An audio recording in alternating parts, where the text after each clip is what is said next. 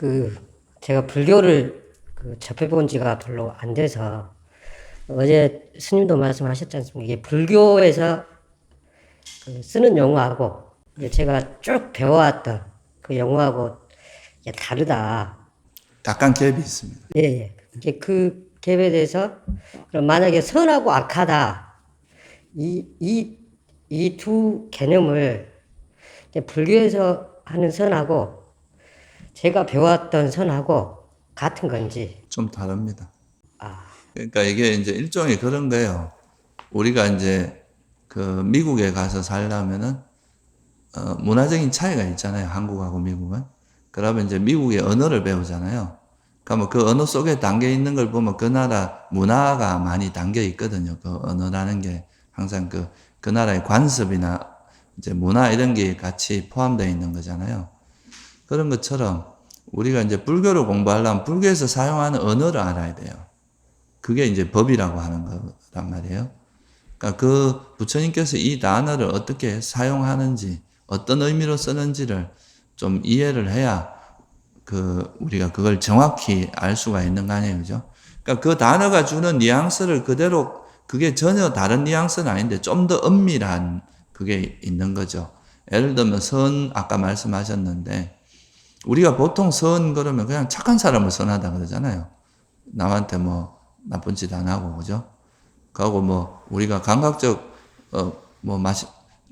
욕망을 이렇게 누리고 남에게 해를 안 주면 그런 사람을 나쁜 사람으로 보진 않잖아요. 뭘 세속적으로 보면은.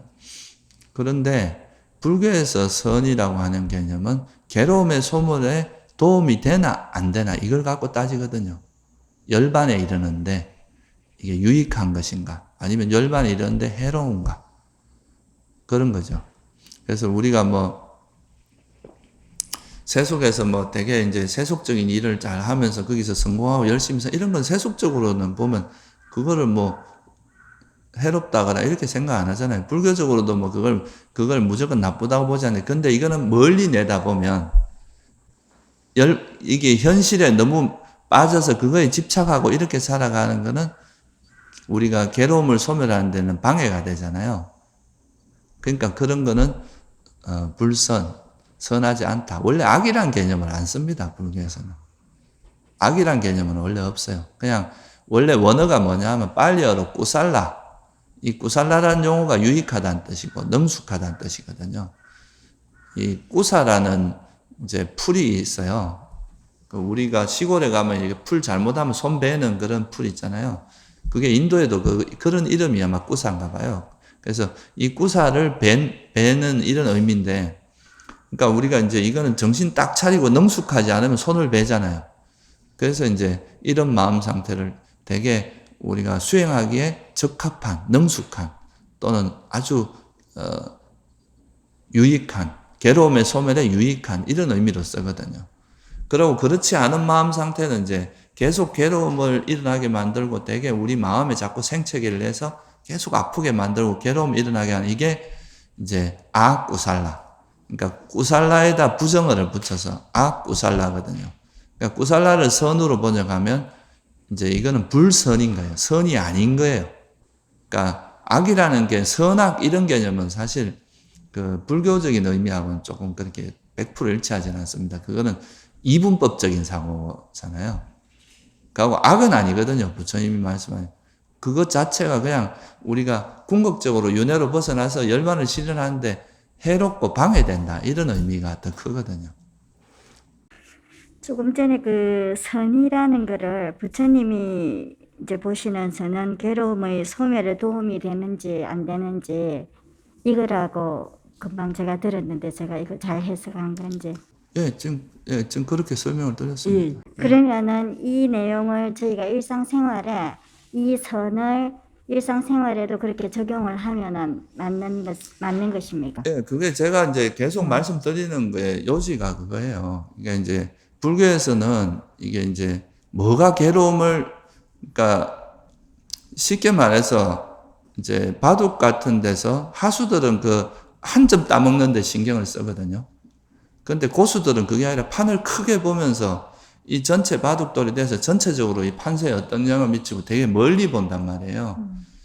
근데 이제 세속적으로 보면 우리가 뭐 맛있는 거 먹고 이렇게 막 즐기고 가고 내가 돈을 벌기 위해서 남을 뭐 해치서라도 내가 많이 가지고 이러는 게 이익이라고 생각하는데 그게 나중에 지나고 나서 보면 그게 결국은 자기한테 부메랑이 돼서 안 좋은 쪽으로 오고 자기한테 오히려 괴로움이 일어나게 하더라.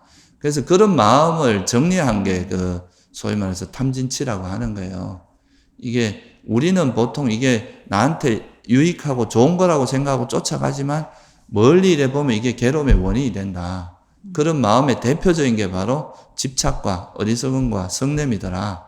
그래서 이런 마음은 해로운 마음이다. 그게 불선이거든요, 이게. 이런 마음은 버려야 된다. 가급적이면 이런 거는 우리 마음에서 자꾸 버리려고 노력을 해라. 이렇게 이야기하는 거고요. 그리고 이제 탐욕이 없고 성냄이 없고 어리석음이 없는, 그러니까 이게 이제 뭐 예를 들어서 뭐 자비심이라든가 이런 삼매라든가 이런 게 이제 탐욕이 없고 성냄이 없는 마음 상태거든요. 그리고 지혜, 이건 어리석음이 없는 거죠. 이런 것들은 이제 개발하려고 노력해야 된다. 이런 취지입니다. 그래서 이 두 가지를 명확히 이 이제 해로운 법, 괴로움 일어나게 하는 해로운 법에 대한 이야기가 집성제예요. 사성제로 따지자면 괴로움이 왜 일어나는지를 알려주는 거거든요. 그 다음에 이 괴로움이 이런 괴로움에서 벗어나려면 어떻게 해야 되냐? 탐욕을 버리고 성냄을 버리고 어리석음을 버려라. 이걸 버리는 방법론으로서 설한 게 바로 팔정도거든요. 중도란 말이에요. 중도. 그래서 이 중도가 바로 유익한 법입니다. 이게 바로 선이에요. 이거를 실천하는 게 바로 선이에요. 그러니까 여러분들이 이제 지금 공부를 하는 것, 이 수행을 하는 것도 바로 이 중도를, 그러니까 팔정도를 닦는 거예요. 팔정도를 이제 구체적으로 닦는 방법을 배워서 그거를 이제 우리 삶에서 실천하는 방법을 배우는 거죠.